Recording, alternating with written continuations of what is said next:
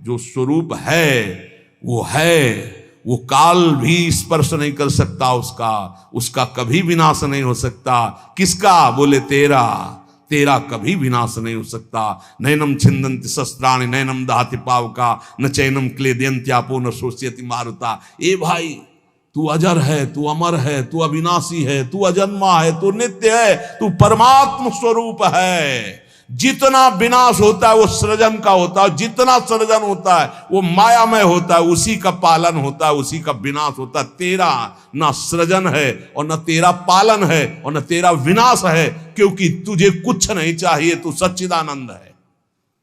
और बोले भूख प्यास बढ़ना घटना, कल सुना था 6 धर्म शरीर के, भूख प्यास प्राणों का धर्म, तेरा धर्म तू तो अविनाशी अजन्मा।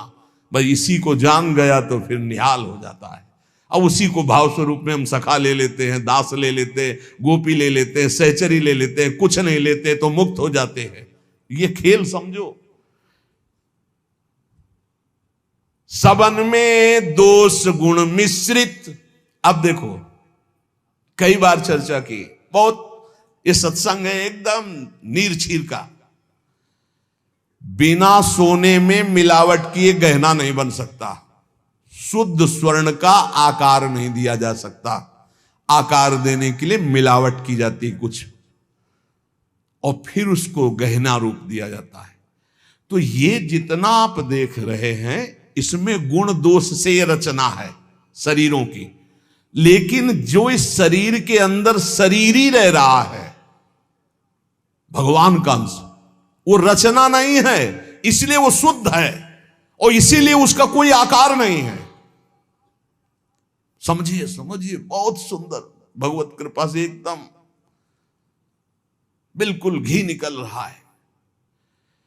मिलावट से जो रचना हुई है वो ये है, और इसी का पालन हो रहा है, इसी का विनाश होगा। तू न किसी की रचना, न तेरे में कभी कोई मिलावट है, इसलिए तेरा कोई आकार नहीं। तू आकारों को स्वीकार करके फंस गया।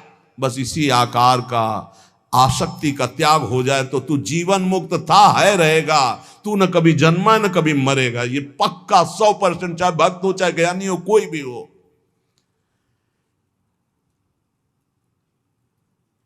देखो आगे वाली बात कह रहे, विराजे आपको कहीं भी फिट कर लो, मैं को कहीं भी फिट कर लो। भगवान श्री कृष्ण कहते हैं जब सृष्टि नहीं थी तो मैं था, जब सृष्टि है तो मैं ही मैं हूं, जब सृष्टि नहीं रहेगी तो मैं ही रहूंगा। मैं, ठीक है, उसी को ज्ञानी जन बोल रहे हैं, मैं था, मैं हूं, मैं ही रहूंगा। तो परेशानी कौन सी बात है? आपको तो मानना है ना वो श्री कृष्ण में है। मत्ता परतरम नान्यत किंचित् अस्ति धनंजय। पर विशुद्ध ज्ञान ना होने के कारण एक दूसरे की निंदा करने लगते हैं। बहुत ढंग से समझिए। विराजे आप अंतरहित, सबन में दूध में ज्यों घृत। बोले भगवान सबके अंतर में विराजमान है। कैसे? बोले जैसे दूध में घी विराजमान है। तो हमने कई बार चर्चा में कहा बना के दिखाओ पूड़ी दूध में।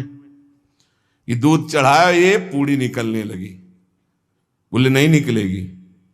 बोले घी तो उसी में है। बोले हाँ, वो प्रक्रिया के द्वारा पहले निकालो। आप प्रक्रिया की, पहले दूध को गर्म किया, फिर उसको जमाया, फिर दही बनाया, फिर मंथन किया, फिर मक्खन निकाला, फिर उसको गर्म किया, तब जाके वो घी बना। अब पूड़ी निकाल लो घी में। ऐसे ही सब में परमात्मा है, प्रक्रिया है, साधना, गुरु शरणागति, उनके द्वारा दी हुई साधना, साधना का परिपक्व रूप कहीं भी किसी भी तरह का उल्लंघन न हो, जैसा कहा गया वैसा, तो स्वरूप रूपी घी निकल आएगा। परमानंद रूपी खूब पूड़ी तलो, अखंडानंद में डूबो, कोई परेशानी नहीं। हर आनंद की जड़ आप हैं। आप, चाहे आप ऐसे बोलो चाहे आप ऐसे बोलो, आप और आप में आप ही आप हैं। आप और आप में आप ही आप हैं।